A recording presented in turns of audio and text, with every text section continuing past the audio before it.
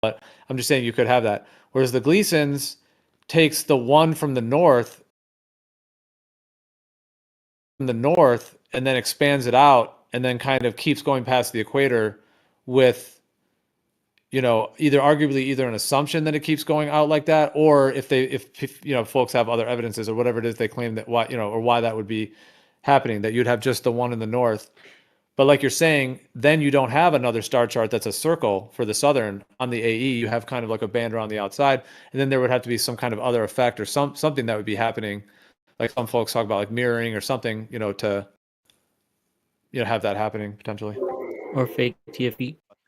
Yep. That's why in the thing I basically started off by asking them how do they think the real non-apparent stars are actually laid out? And they explained that, it's that star plane, that GIF that they showed us, that star plane. So it's because what we observe in reality, that's just the appearance. That's what it appears to be, but that may not be actually what it is. So there's like two levels to it. It's what's apparent, and then what do you think? I'm not saying you, but like what does one think actually is? And then you try to figure out how that could go, how that turns into that. It's like a two step thing. If you just focused on what's apparent, well, anyone could just make your computer program to do it for you. But you can derive a planar Earth from that, and that's what Alan was talking about with the ancient Chinese. And when you don't need a sphere to do any of it, like the navigation or sundials and linking all of that, like either way. But that's kind of a slightly separate thing, but it's along the lines of what you're saying, because like whatever they actually are, you can use them to derive planar distances, planar positions, and a planar Earth. So that's kind of the thing that's interesting about using the timing rather than just the optics. And in the idea that it's the actual optical space that is curving and not the actual, we would expect the actual to actually link with like timings, like they were talking about earlier about with the eclipse, like that would actually all link to something that is actually consistent. You know what I mean? Whereas how we view it would be like we're the intermediary between what is actual and then what we're experiencing, which is kind of poetic with like we're on the plane of the earth and there's something below us and something above us and we're in the middle. Like we can't really fully reach the other side when we're in a human body. Yep. So that's the fun for me is, I'm not doing it as much anymore, but is being non-biased and holding these two planar stationary setups, putting all other models to the side. Like we get it. Okay, globe, that's great. And then trying to figure out how it would work in these and which one's better and which one's got weaknesses and things like that. So that's basically it. That's all I have to say. I appreciate everything, you guys. Gio, that's why you always lead with astral projection. Yeah, man. That's one way to know.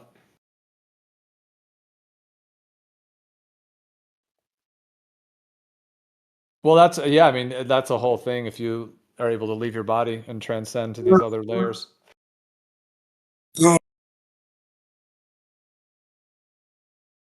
Silence again?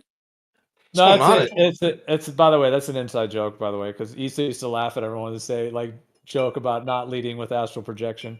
And then Jeremy always trolls him on it. You talking to me? Is Issa in here? Always lead with astral projection. That was your motto, Jeremy's using your lead with astral projection. Oh yeah, no doubt. Split out the move. It's a strong start. It's a strong start.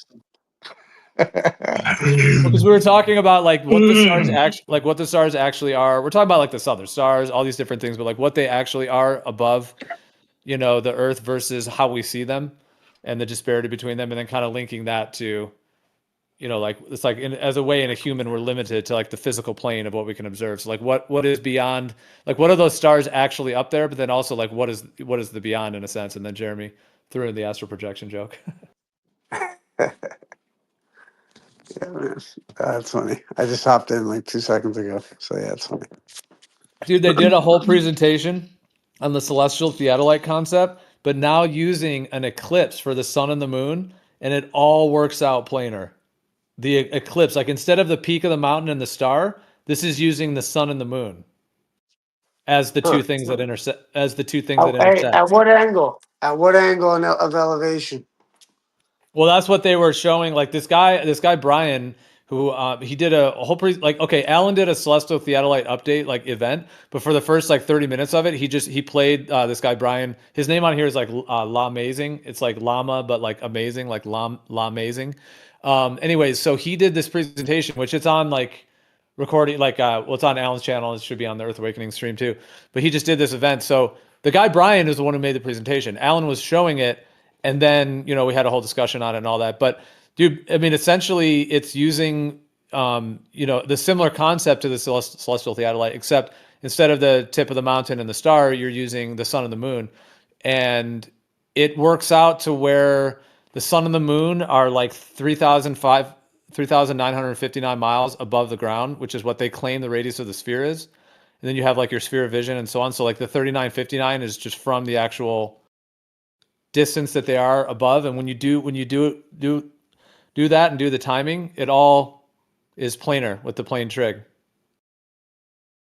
The positions of like the ground positions of the sun and the moon, their height, and then when they intersect, and the position of them and the distances are showing planar, just like the mountain peak and the star does in terms of the actual timing. And then optically, they're saying they were saying optically it appears curved because it's the actual optical field is curving, not the actual what is in reality. And that by doing the timing, they're claiming how that kind of is the actual real position of them, because the actual eclipse is occurring in that case, versus just the optics. And that's how the spherical component of how our optics work is how they've been able to invert that into a whole assumed sphere model. So that's kind of what they put forth. But yeah, this guy Brian, it was fire, dude. I'm gonna go back and watch it again. If you haven't seen it, I would recommend it. He was like really well spoken. He went through all of it. Like there's a lot of data and the graphs and all of it showing, and like the standard deviation was like very minimal of difference from planar.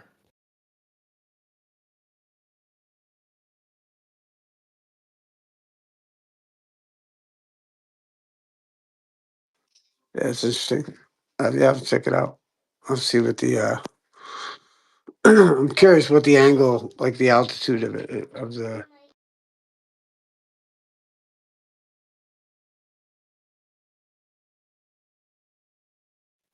The elevation angle at the time of the eclipse. Are we like deep into this topic? I don't know.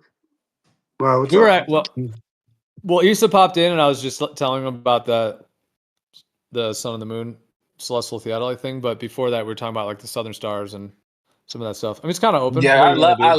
I left right when the presentation started. Actually, I had to do some work and shit.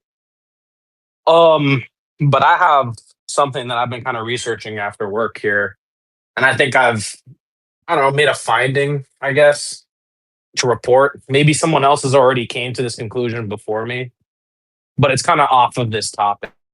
So I don't know if that's appropriate, Gio.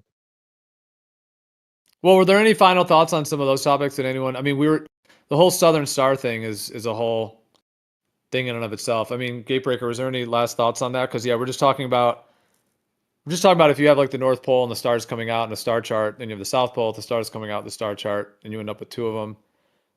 And then No, that's it. Thank you. and then with the AE map when they kind of extend the south. And anyways, that was some all interesting points, because I guess just the last, if you can actually travel from those positions, from those continents and south, and then meet in the same place, then it would seem like we Do you have a link? have another one of what the Polaris kind of center is. But yeah, go ahead. Do you have a link, Gio? I can watch the presentation.